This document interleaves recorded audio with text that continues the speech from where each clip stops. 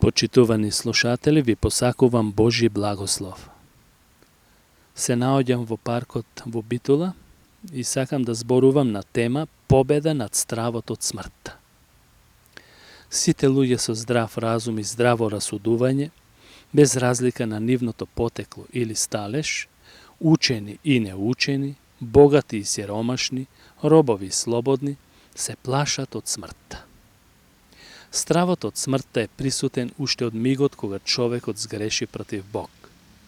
Еден писател рекол: стравот е присутен каде што е животот.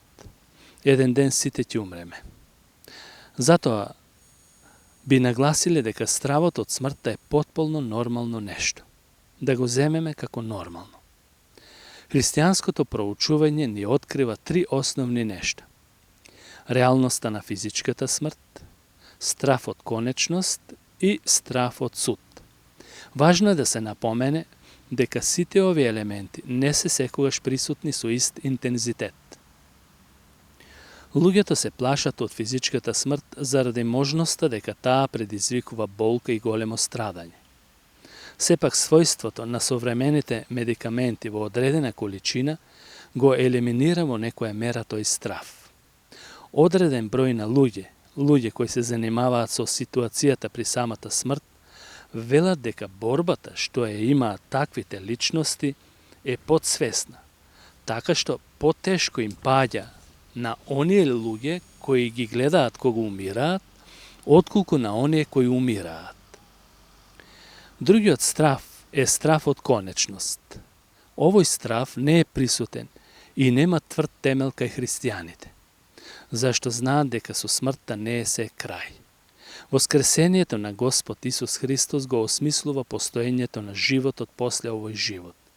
Христос умре, но Христос не умре, туку смртта умре. Па така животот продолжува во друга форма со идеални закони на совршенство. Третиот страв е страв од судот.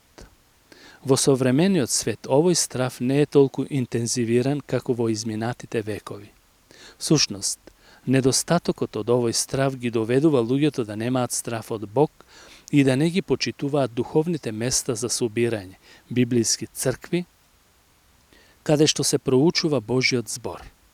А пак од друга страна, проучувањето во некои цркви, не во сите, е со таква доктринална позадина, што се запоставува потполно судот и конечната определба на човекот. Полесно им е на луѓето да им се зборува за поедноставни и охрабрителни теми, отколку за судови, маки и казни. И се со убедување дека не треба да се проповедаат такви нешта, како што беше во времето на средновековието, кога луѓето имале еден тоталитарен религиозен систем и постојано ги заплашувале со суд и казна. Вистината за овие нешта е следнава. Ниту една личност, која што лично го познава Исус Христос, не треба да се плаши од судот, па и од самата смрт. Бог на Голгота го уништи и го изгоре гревот, односно, ја плати цената за него. И Исус го постави како заштитен зид помеѓу грешниците кои се каат и нивните гревови. Тоа е вистината заради која треба да се радуваме, а стравот од смртта е нешто што треба да го согледаме од аспект на она што го рекол апостол Павле во Евреите 2 глава. Бидејќи пак децата имаат учество во месото и крвта, така и тој, Исус, зеде учество во тоа и со смртта да го уништи оној кој имаше власта над смртта, односно ѓаволот, и да ги избави оние кои заради стравот од смртта целиот живот беа во робство. Исус самиот рече: јас сум воскресението и животот, кој верува во мене и да умре, ќе живее. Ти благодариме, Господе, за слободата што ни ја подари во Христос и што стравот од смртта не е наш конечен проблем. Не се плашиме од конечност, зашто знаеме каде одиме, не се плашиме од суд, зашто сме ослободени од Божиот суд, и не се плашиме од самата смрт, зашто ти е победи. Слава ти, Исусе. Амин.